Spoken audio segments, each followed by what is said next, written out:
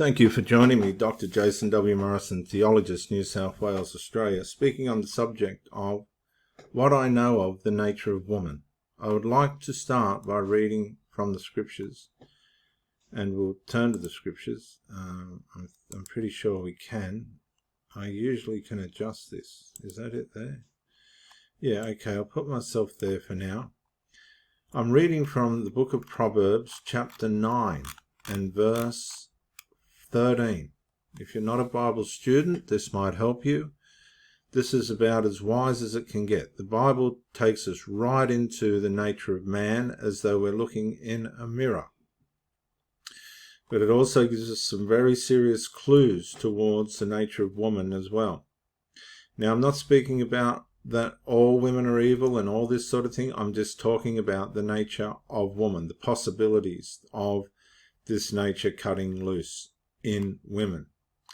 Proverbs 9:13. A foolish woman is clamorous. So here we have the contrast between there are foolish women, okay, but there are wise women as well. Here are some clues. A foolish woman is clamorous, boisterous. Okay, you can see there they've given us a little comparative word, boisterous. And I've seen this on several occasions, and I've gotten with this type of woman, and they just cannot seem to last. She is simple and knows nothing. Now, this would be relative to morality and integrity. Her boisterousness is steering her away from morality, because simple means integrity and morality are very fragile, and she knows nothing. Now, knowing nothing isn't one of intellectual availability or storage. It's about managing herself in this mood when she's all fired up and excited. She goes into this place of negligence, personal negligence, which presents her to be simple. For she sits at the door of her house. Now, this is a woman that's prowling. This is a woman in predator mode. She's on the lookout. There's hypergamy at work. There's her passions and desires are at work, and she set herself up to be able to see what her possibilities are for satiation, personal satisfaction. She sits on a seat by the highest places of the city. She positions herself in such a way as to improve her possibilities, to call to those who pass by. She needs to have those that are passing by to know that she's there and that she's available, who go straight on their way. And this is what she says. Now, whoever is simple, comparative word, naive, okay, whoever at the moment is vulnerable, I would say here, let him turn in here. As for him who lacks understanding, she says to him, so she's targeting people that are vulnerable. And there's many men that are vulnerable and looking for love and companionship, and they walk into these traps, into these foolish women's arms. Now remember, this is disguised, this is covert, this is what's happening. This is the way this woman set her up to find her prey. She says, stolen water is sweet. Now that's a profound comment, isn't it? That is profound, because stolen water is no different to normal water. But she's saying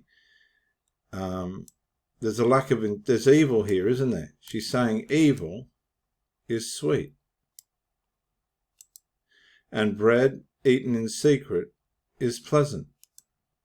Okay, so there's this deceitfulness, but he does not know that the dead are there.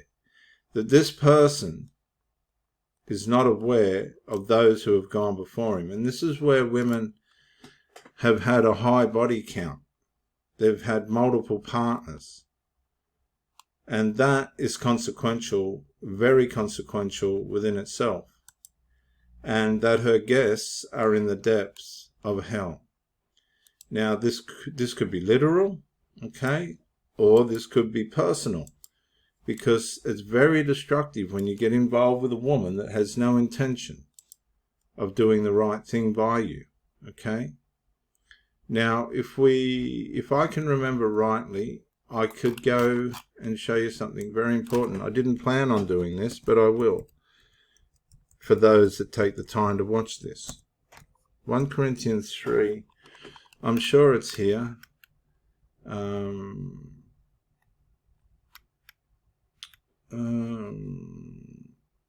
Bear with me.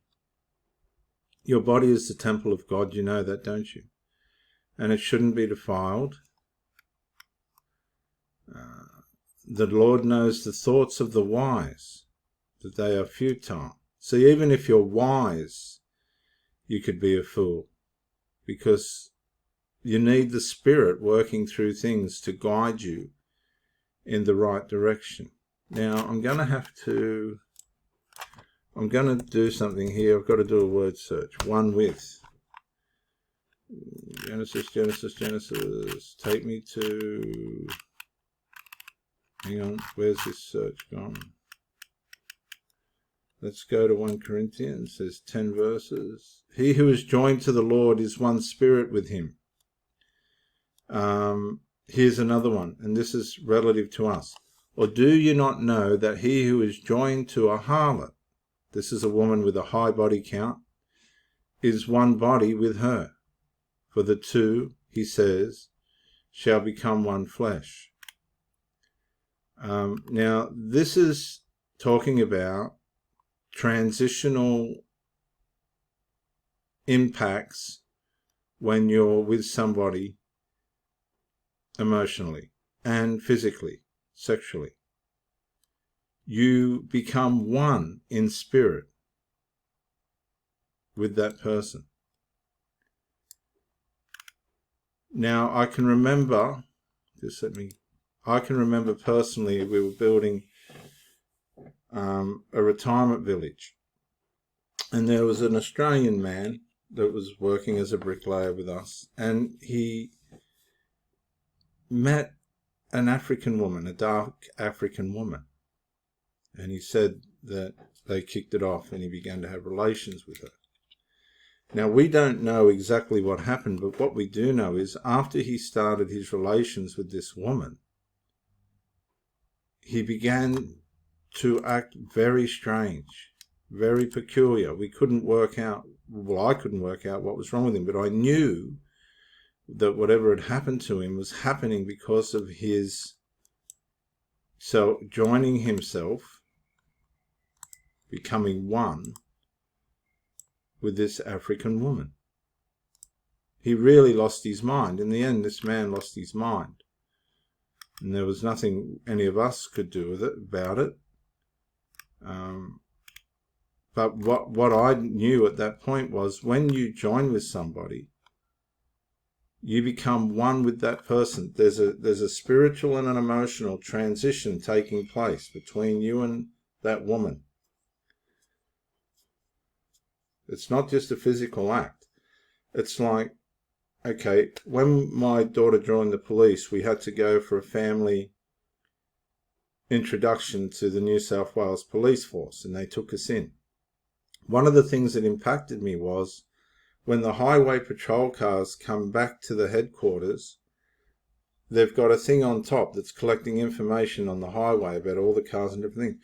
When that highway patrol car comes back into the headquarters, it unloads that information into the main frame of the police station, and then the people inside of the police station go through it all, and they find things and catch people and bring about law and justice. When we are one with somebody, that same transition of whatever's happening inside us happens to the other person. We're unloading ourselves into that person, not just physically for the pleasure of it, but spiritually and emotionally. And there can be some horrible things transition. The only thing that protects you from these emotional, negative, dysfunctional, and harmful transitions in sex is marriage. The Bible says that marriage protects you from these negative transitions that take place between people that aren't married. Now, if you've got a woman, sorry about getting on this, I'm sorry, I didn't plan on this, but if you're one with a woman who has a high body count, has shared herself with many, many people, those persons' transitions are part of the total sum of this woman's hardware.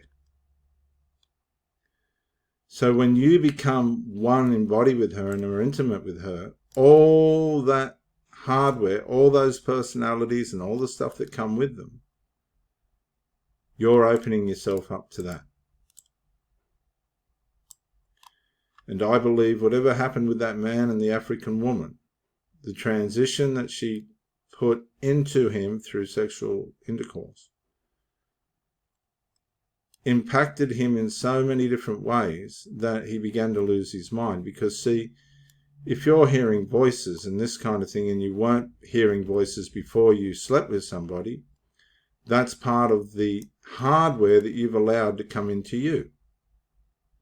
But people don't think about all this anymore. It's just like a big, oh, that felt good, well, that's that. 2 weeks later, they're on antidepressants, or they don't know what's wrong with them. They've got no energy. They're sitting on a chair like a zombie, wondering what happened, not even considering what they'd done with another person. A lot of people are on antidepressants and things like this today, trying to work out why they've got mental health issues. I can tell you part of it is immorality. But we don't want to hear that. We can't accept that. No, we can't accept that. Can we? Of course not. No, that wouldn't be right. So, if we go back to Proverbs 9, whoops, what's happened there? Proverbs 9. We see that a foolish woman is boisterous. She is simple, deliberately ignorant, and wants to know nothing. That's willful ignorance. She wants to know nothing about integrity and morality in this mood. Okay? She positions herself where she becomes available and can see what available options are there for her. She targets vulnerable people. People that might be hurt in their marriage or relationship, could be split up, that need some kind of attention. And she will encourage them to go into her. They haven't got the discernment and ability to say no, and she encourages them to think of evil as being pleasant. She's got an agenda and she's going to fulfill it. But what these people don't know is, while it all seems genuine and that there's a possibility of a relationship starting with this person, oh no, no, no, no, no. Oh no, no, no. These people know exactly what they're doing. There's been people go before you, and there'll be people after you, and the consequences are dire. And this has everything to do with female determination. One of the great passages that I can quote for you and show you is in Ephesians 4. And it's slightly overlooked, but it is there, and it's a very powerful scripture. And it says that we should put off concerning your former conduct. That's that kind of thinking that we're reading in Proverbs. The old man. Now, the old man is the Adamic nature that was given to us through the deception of the woman in the garden. Okay?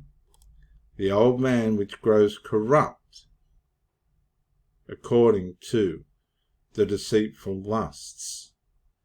The old man, our sinful nature, has deceitful lusts. We saw that in Proverbs 9, where the woman was trying to convince a prospective victim that stolen water was sweet and that bread eaten in secret is pleasant, but it's not. And that we should be renewed in the spirit of our mind. See, our spirit has a mind. It's connected to our mind. And when we're making these transitional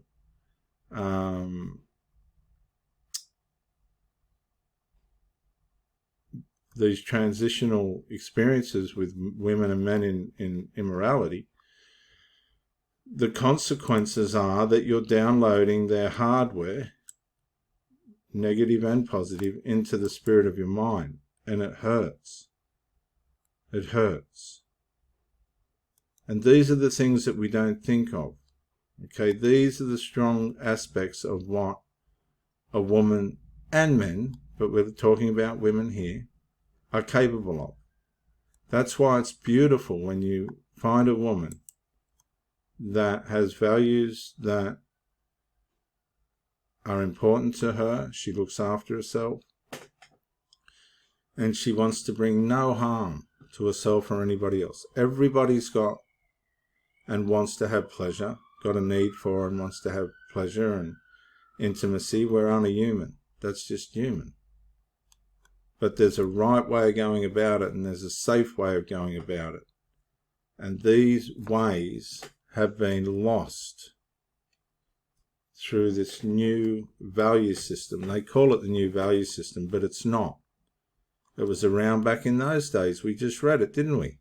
The cunning craftiness of deceitful plotting and all this stuff that the woman was doing. So I want you to consider these things, because it's important for you to know what the possibilities are when things go wrong. And if you understand these things, when they do go wrong and everybody goes down as a cause of it, then you'll have a little bit more ability to help yourself to stay on path while these people go about wrecking things. In closing, my last marriage just happened to my beautiful wife. She had a terrible time with her body, a couple of serious operations. The daughter, who was a singer at the church, decided that she wanted to go on the internet and meet people.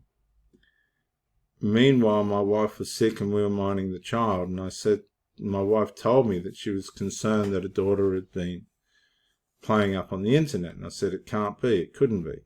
She sings at the church. Well, to cut a long story short, it was true, and I confronted the daughter and I said, we can't mind your child while you're gallivanting around, but if you're not gallivanting around and it's legit, we can mind your child. She stormed off after I kindly told her to make her way to the front door because she was rude to me. Well, she decided that she was going to get a vendetta against me. She wanted to fix me. That didn't suit her. She wasn't used to being disciplined. And what she did once, she met an older man on the internet, an old English man, and began to line him up with my wife. And it worked. And it played a part in the ruin of my marriage. These are the lengths that people will go to. This is the cunning, craftiness of deceitful plotting, the cunning craftiness of deceitful plotting. You can just see that in the background there. So just be aware of these things. I know it's an open sort of thing, but this is the ancient scriptures that are so deep in showing us human nature. This is Dr. Jason W. Morrison, theologist, New South Wales, Australia. Bye for now.